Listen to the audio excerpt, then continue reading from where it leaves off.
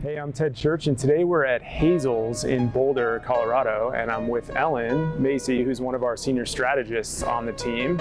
And today we're going to talk about the importance of package design when it comes to wine, beer, and spirits.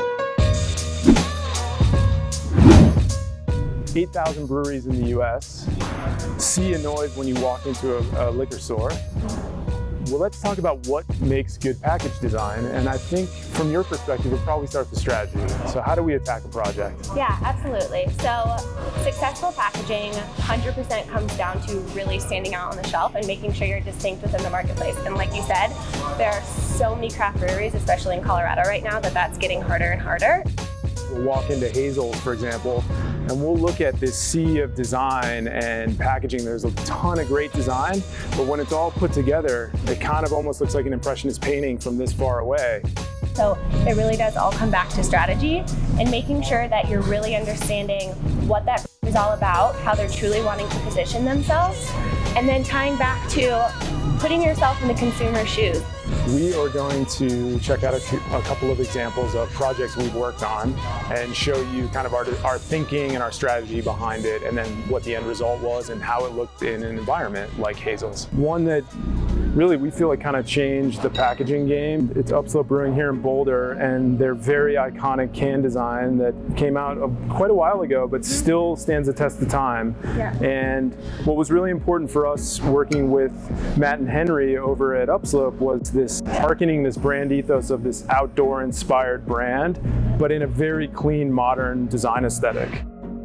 We were designing this concept.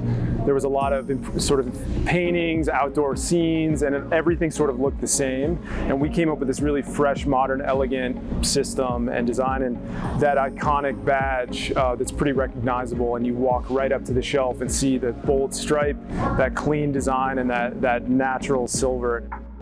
Rather than having something that's super cluttered and in your face, they really just focus front and center on that very recognizable Upslope logo. They have a very simple, clean, easy to understand brand system, so you can easily see what that varietal is. And there's a very clear color system as well. So Ellen, let's talk about wine packaging and a unique approach that Frico Frazante by Scarpetta took. And what was exciting about that is we were working with them to kind of use a new medium in can.